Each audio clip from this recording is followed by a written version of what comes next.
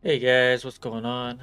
Torgal here with a 10.2 Enhancement Shaman PvE guide. Basically, what's going to happen in this is I'm going to go over both Mythic Plus and Raid talents, as well as some rotation bits and a bit of gear to look out for, or what you want to aim for.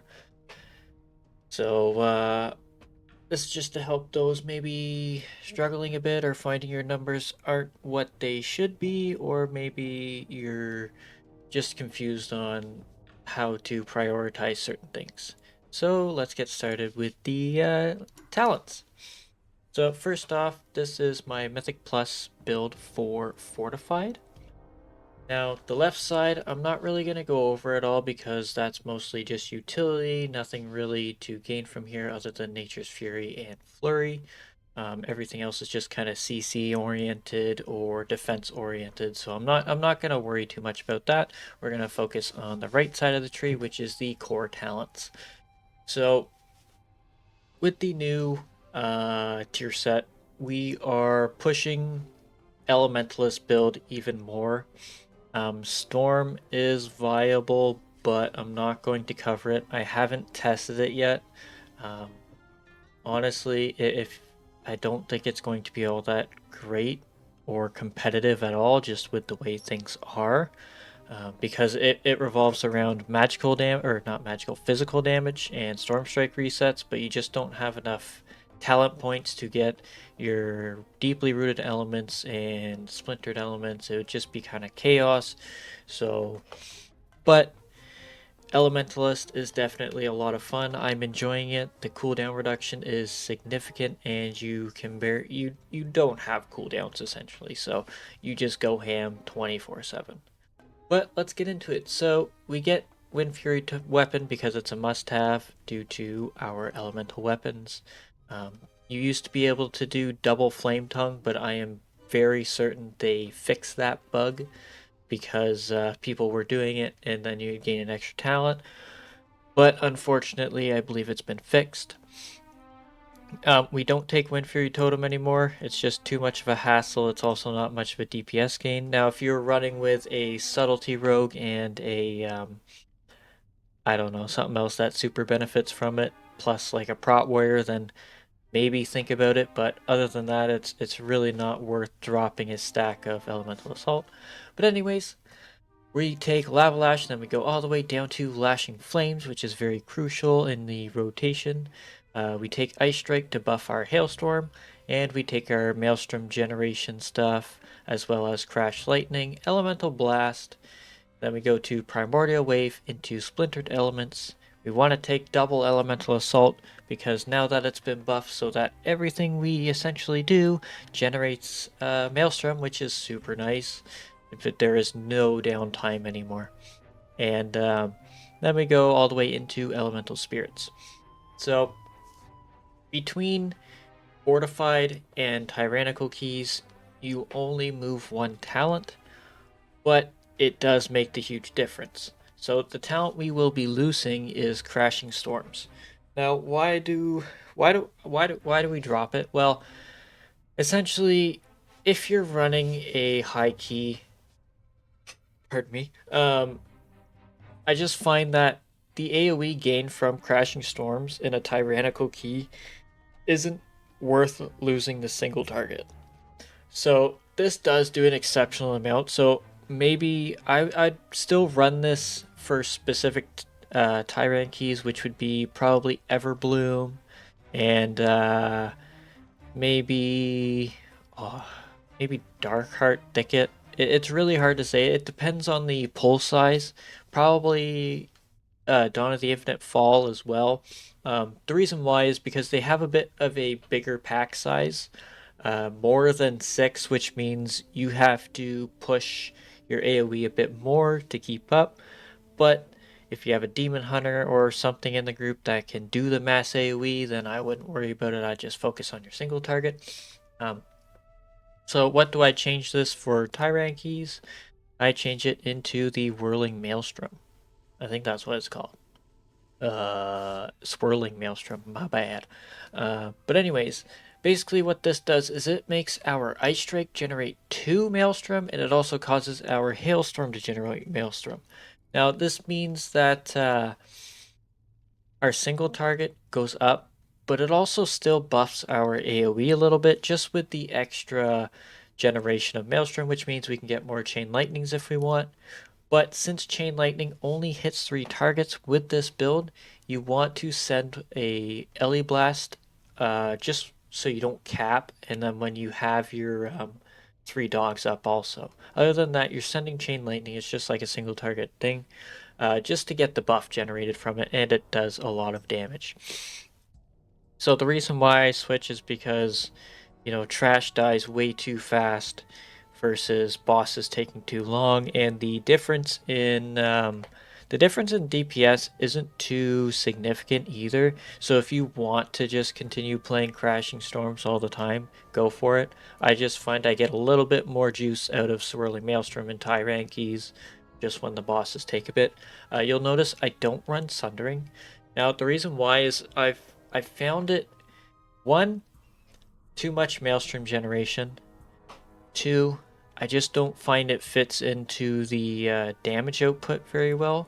Although it does come with a incapacitate, so that does mean it is still extremely viable, especially in this dungeon pool where casting is significant. A lot of mobs do a lot of casting, which means that any interrupts of any form are great. So if you are in a group that is lacking AoE CC or interrupts even, so if you're running with like a mage and a warlock, I definitely take Sundering. But if you got like a demon hunter and a rogue and maybe a shaman healer or a healer with an interrupt, I wouldn't worry too much about it. I just I I just find it isn't much of a DPS increase anymore. Especially since we lost last year's tier set, it's definitely seen its use. So if you want to run it, go right ahead and continue. It isn't like a significant loss.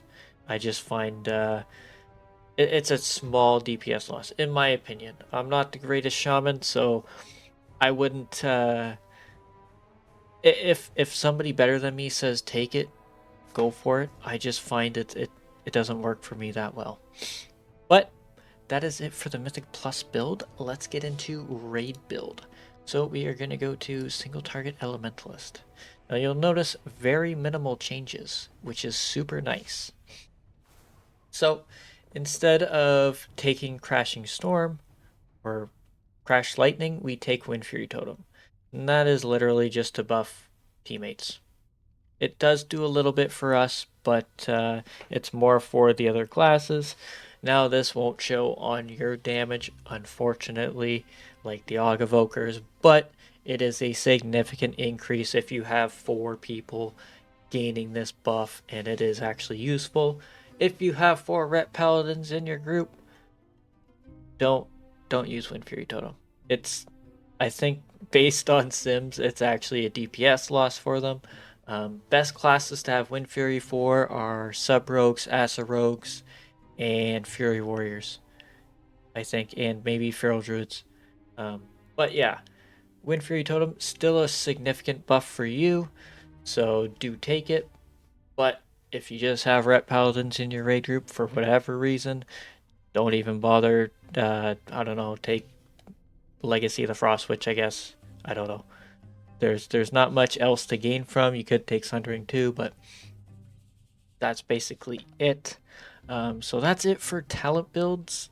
Let's go over gear and types of trinkets you want. So for gear, I have been super lucky with certain pieces where I've gotten 3 of my tier pieces are quite high, and I just have 1. But let's start with embellishments.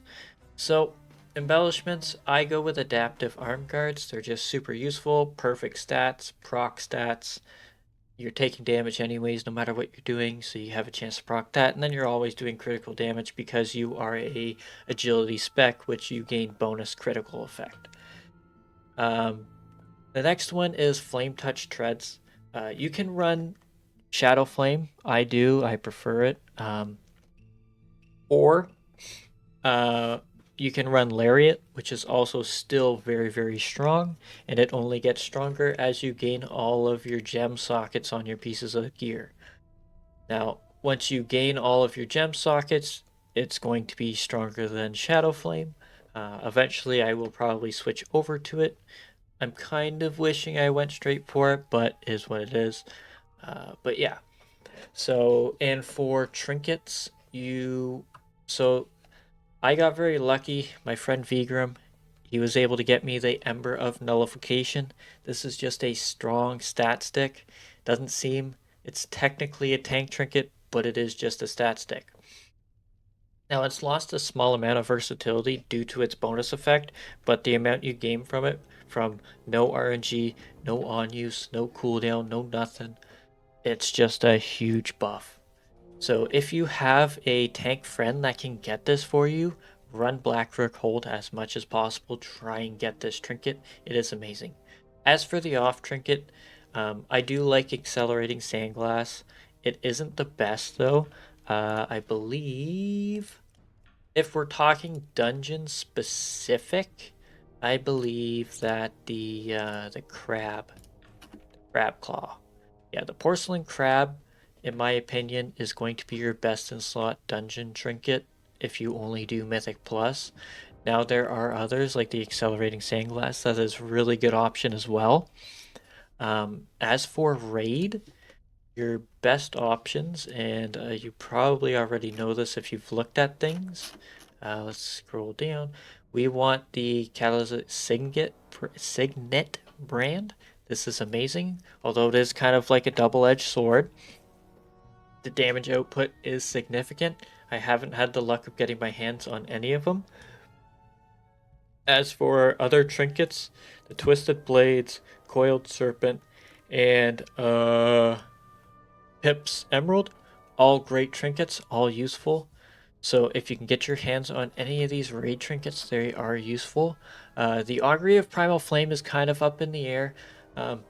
If you can get it, it is solid. Is it better than any of these trinkets up here? I don't believe so because our crit chance is a bit low and we don't rely on it. But I would definitely say if you have it, use it over almost anything else. Except for like the dungeon best in slot or those other ones. If you find you're doing more damage with it, keep rolling with it. I haven't had the opportunity to test it yet, but based off of Sims, it is up there. It's just not as high as the other ones, essentially. So, yeah. If you don't like on uses, then I'd aim for a Coiled Serpent or the Badge. The Badge is really good. The Ashes of Ember Soul, not that great. We don't want. So, with our new tier set, we gain a significant amount of haste from Splintered Elements, and it's always active. So, it's really not that good, and the on use is kind of meh. So, definitely focus on these three or these four, and then you want, if you get lucky, the Augury of Flame is also very useful. But as for stats, our main priority is our mastery, and then we go into haste, and then everything else is kind of meh. Obviously, the Ember of Nullification, you'll notice it's agility verse. Wouldn't you be better off getting a crab? No, the reason why is because you're already massing your mastery to its maximum, which means once you pass a certain threshold, you start gaining less percentage per stat. Now, that doesn't mean you want to stop or it means you only go to X amount. No, you want to mass as much mastery as possible. It's just you gain more value out of the Ember of Nullification with the flat versatility because it acts kind of like your mastery, with just a general buff. As you can see here, I'm doing 9% extra damage. If I take this off, so essentially I'm gaining 3% increased damage overall. That's just 24/7 all the time. Doesn't matter. That's what that's basically it. Mastery, highest priority. Then you want haste. Crit and verse are equal at the bottom. Obviously, if you get to your highest break point is 33%, I believe, on haste. You do gain 20% from splintered elements, so it's not as high of a priority in my opinion. Mastery is still more valuable, but you do want around 20 plus haste for this. So there are a lot of pieces with haste mastery that you can go for. Um, as for weapons, right now I have a normal hatchet and a crafted slicer. The weapon that I want is the Council of Dreams. I want the Thorn Collar. Now, people say don't go for it. In my opinion, I think this might be our best in slot, and the reason why is we attack a lot, which means we deal a lot of damage with this effect. I'm unsure if it scales with our mastery. 90% of the stuff that we have that deals extra fire damage and stuff does scale, so I'm assuming this will, which means we gain even more damage out of it. Plus, if the target has the effect on them, it's also splashing AoE damage to everything else, although this can only occur every 2 seconds. In my opinion, this thing is amazing, and if the target dies, the Thorn Spirit will get to another target. So that's why I think it's not the best stats, but haste verse, whatever. I mean, in my opinion, this thing is the best thing we can have. You either put it in your main hand or your offhand, depending on the eye level. You always want your highest weapon in your main hand. But I believe I've covered everything on gear. Enchants, you want Sophic Devotion. It is listed that Sophic Writ or something, the mastery one is the highest, or the haste one is the highest. I don't trust that. I think primary stat is the best thing that we can have. Um, the other thing is we want to I stat heavy mastery and small haste, and then primary and mastery. If you're running um, uh, lariat, you want to run heavy haste and then small mastery. I believe the reason why they say to do that is because it always chooses the smaller stat to generate the proc. I'm not sure what that's all about, but apparently, according to people that have done the science, that's how it works. So you want to heavy haste mastery only if you have lariat. If you don't have lariat, you want to run mastery then haste, and then your primary is always going to be primary mastery. Or ring enchants is mastery, and then waking stats, whatever pants ones you want. I guess I don't really know if there's a difference. Never really looked into that one. But yeah, so that's it for gear. I think I've covered everything. As for flask, you can either run Tepid Versatility or Corrupting Rage. I typically go with Corrupting Rage because it's a huge critical increase. The Versatility one is also a great increase with no backfire, whereas this one you lose 25% of your max HP every so often. So that's essentially it. So let's get into a bit of the rotation. Oh yes, another trinket is the Midas Talisman. That's also a pretty solid trinket. I've done some work with it. It does do quite a bit of damage, but it is not better than anything else that you can get, essentially. I personally don't like on uses with enhancement, but it is what it is. But anyways, let's get into rotation. So first off, make sure you always have imbuements. These are the most important things. As a shaman, if you have an imbuement, you cannot have a rune thingy on your weapons.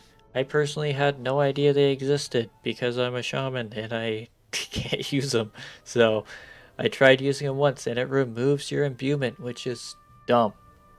So yeah, you lose out on a lot. But let's get into this. So cast your imbuements, flask, whatever, and then pre-pot with your dogs. So what we're going to do, I really suck at talking and doing my rotation at the same time, so bear with me. Okay, so let's try that again. I messed up my rotation, so I'm just going to skip ahead in the video, and we're back here.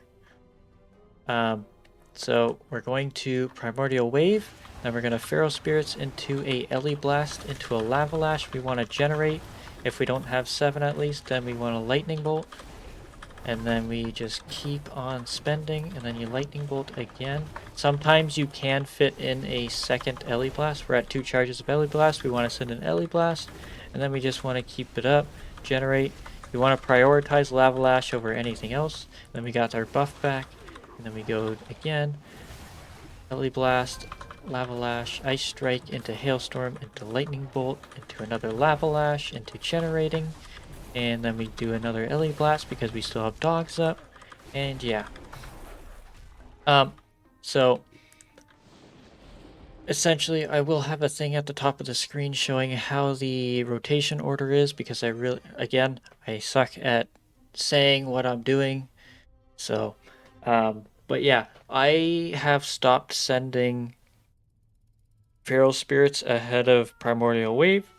And the reason why is because the cooldown reduction, and it just messes up the whole momentum of everything.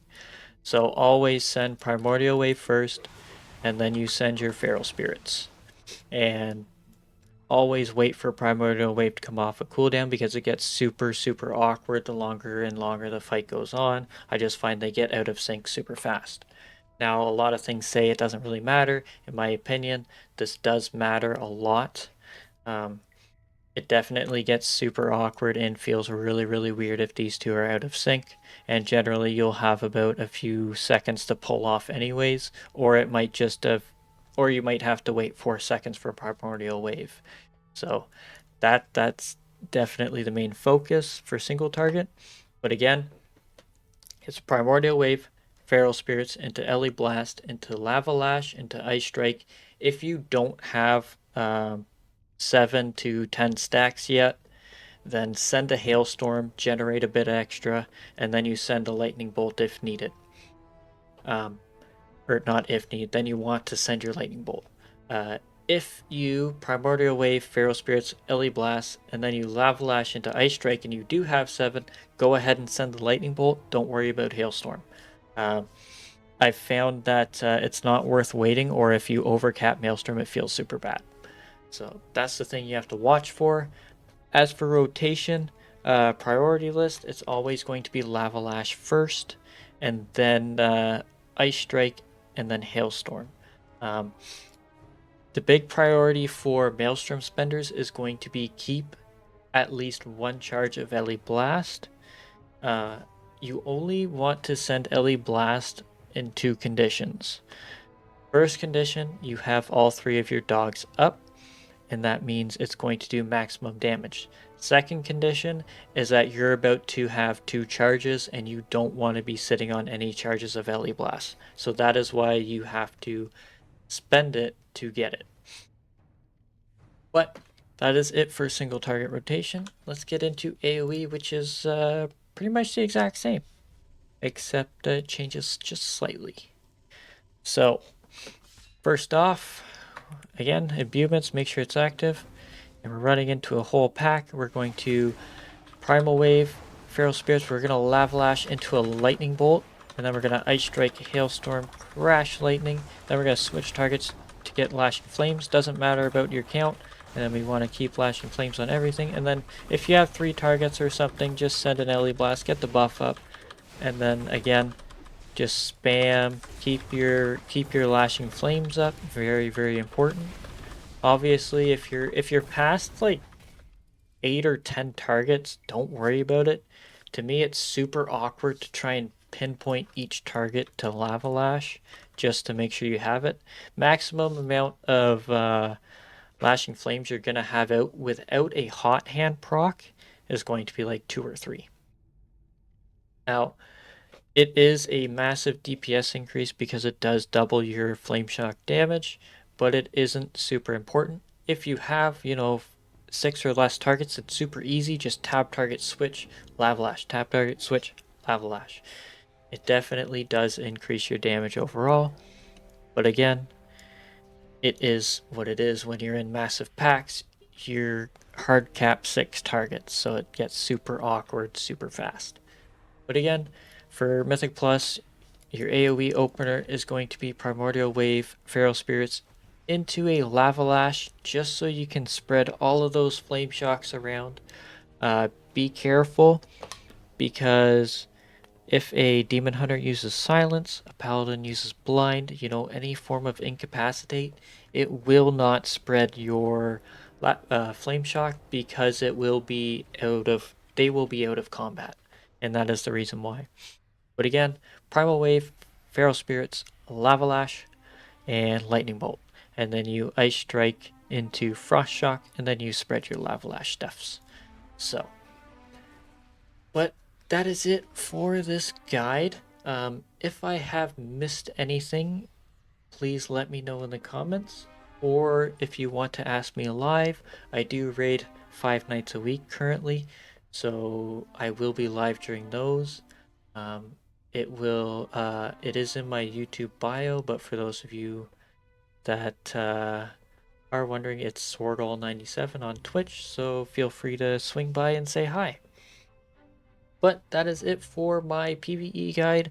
I really hope this helps. I really hope you can climb the ladders in rating or in Mythic Plus if that's what you do. And I wish you the best of luck. Thank you very much for watching. I'll see you in the next one. Laters.